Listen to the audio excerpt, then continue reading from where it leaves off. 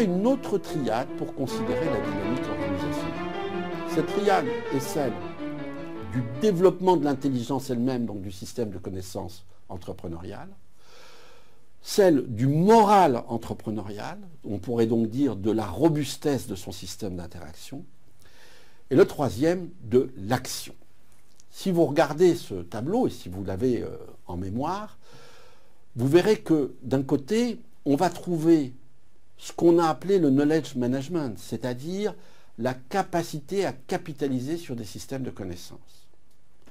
En second, on va trouver la capacité pour une institution à déconstruire ce qu'elle sait, voire à déconstruire ce qu'elle est, pour s'adapter à de nouveaux systèmes de connaissances. Donc ce qui se pose comme question à un individu qui, à chaque fois qu'il est confronté à l'acquisition de quelque chose de nouveau, doit remettre en cause ce qu'il sait déjà, l'intelligence organisationnelle, décrite par Chris Argyris, est cette double boucle d'interrogation qui est une interrogation sur le fonctionnement de l'institution elle-même. Enfin, l'intelligence organisationnelle, c'est ce qu'on appelle des communautés de pratique, c'est-à-dire la capacité à collaborer pour échanger ce qu'on appelle la connaissance expérientielle. Donc, entre Nonaka pour le knowledge management, Chris Argyris pour l'intelligence organisationnelle et la double boucle, et M. Wenger pour les communautés de pratique, on a là trois façons de voir comment l'intelligence collective est à l'œuvre pour qu'une institution, dans sa dynamique, accepte, intègre de nouvelles connaissances. On en a un exemple fantastique aujourd'hui avec l'introduction du numérique dans la pédagogie, où d'une part, il y a bien sûr des éléments de connaissances à connaître, donc des éléments de base, ce qu'on appellerait à dire d'experts, où il y a bien sûr la nécessité de repenser l'enseignement lui-même à la lumière du numérique, et enfin l'échange sur les bonnes pratiques, ce qui marche, ce qui ne marche pas dans des communautés de pratique. Je vais passer tout de suite à l'action, on reviendra sur l'atmosphère générale de l'institution dans un dernier temps. Pour l'action, il y a trois types d'intelligence organisationnelle. Il y a ce qu'on appelle l'intelligence des agents, c'est-à-dire des intelligences qui sont quasiment mécanistes. On pense aux fourmis, on pense aux abeilles, on pense aux termites. Si vous mettez des termites dans une pièce qui est remplie de sueur, une termite va ramasser une sueur, elle va avancer. Dès qu'elle rencontre un autre, elle lâche, elle change de direction et elle s'arrête au prochain élément de bois qu'elle trouve pour le prendre dans ses mandibules et refaire l'opération. Comme on dit en mathématiques assez souvent, on démontre aisément que ceci arrive à la constitution de deux tas de sciures au milieu de la pièce. Et que c'est l'un des moyens, quand on ne connaît pas le balai et qu'on s'appelle une termite, les plus efficaces pour effectivement rassembler les sciures. Les fourmis ont un système un petit peu plus sophistiqué, mais assez approchant, basé notamment sur le renforcement de l'odeur quand on passe à certains endroits et l'utilisation donc d'hormones particulières. Quant aux abeilles, eh bien, le système, lui aussi, est aussi perfectionné que chez les fourmis de ce point de vue-là. Certaines entreprises adoptent ces modes de fonctionnement dans la résolution de problèmes d'une rare complexité, qu'on appelle le problème du voyageur de commerce. Par exemple, quand les avions, la nuit, d'une compagnie aérienne se mettent à transporter des colis, eh bien, il y avait auparavant des gens qui, avec des programmes très compliqués, mathématiques, essayaient de prévoir quelle était la meilleure trajectoire des avions pour aller le plus vite possible, déposer tous les colis mis à disposition dans les aéroports en ayant terminé au petit matin et en ayant consommé le moins de kérosène. Eh bien, on a découvert et mis en place, notamment une compagnie américaine, a réussi, sa compagnie Southwest, à démontrer qu'en mettant en place un système assez proche de celui de l'intelligence des fourmis, donc en enlevant cette espèce de super technostructure de pensée, eh bien on arrivait à avoir un système qui, de façon totalement cristallisée, prend les meilleures décisions dynamiquement pendant la nuit pour transporter tous les colis. Ils ont ainsi réduit leur consommation de carburant de près de 35%. Le second point de l'intelligence, qui a été étudié par Weck, que nous avons rencontré quand nous avons parlé de l'interactionnisme symbolique, correspond à cette intelligence de groupe qu'on va appeler l'intelligence distribuée. L'exemple type est l'intelligence du cockpit.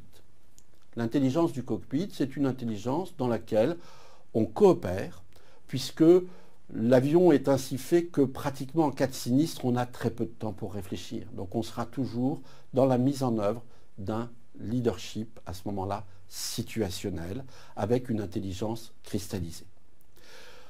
Il est en revanche très important que les deux dialoguent. Pourquoi? Parce qu'il faut faire attention au fait que le système perceptif d'un des pilotes peut se trouver décalé à un moment, faire une mauvaise lecture et partir à ce moment-là dans une suite de déductions qui sont erronées. On voit que ce système coopératif ne permet pas toujours de régler des problèmes de mésentente ou des diagnostics sur le comportement névrotique de l'un ou l'autre. Carl Dweck a beaucoup travaillé sur cette intelligence distribuée, ce qu'il appelle le group mind, notamment dans des accidents graves qui ont eu lieu, notamment chez des pompiers aux États-Unis, des jeunes pompiers qui, au début des années 1900, se sont trouvés tués, brûlés, par de mauvaises réactions groupales dans la lutte contre un incendie. Le group mind est donc très associé à l'action, et donc pas forcément de crise, mais à l'action qui comporte toujours des éléments qui sont de l'ordre de la crise potentielle.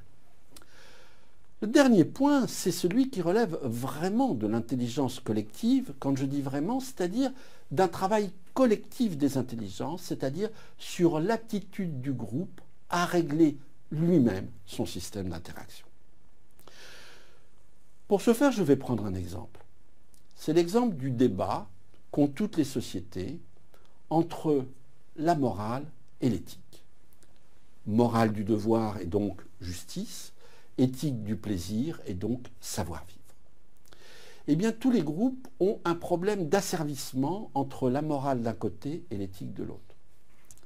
Asservissement qui fait que, à un moment donné, on va considérer que quelque chose est un délit, et à une autre époque, cette chose soit deviendra carrément un crime, soit ne sera plus un délit du tout.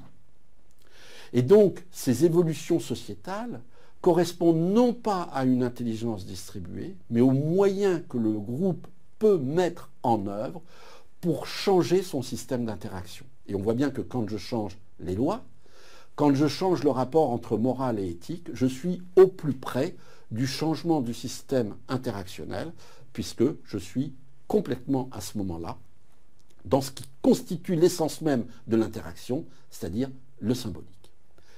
Dernier point, ce qu'on va appeler la collective mood en anglais, c'est-à-dire cette espèce de climat institutionnel.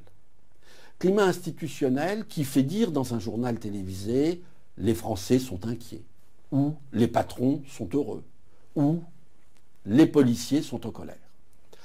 Alors cette appréciation collective fait l'objet de quelques études, mais assez rares. Les sociologues ont énormément de mal par rapport à ça. C'est-à-dire, c'est la capacité à un moment donné, pour une institution, à se réjouir de la promesse qui lui est faite du futur.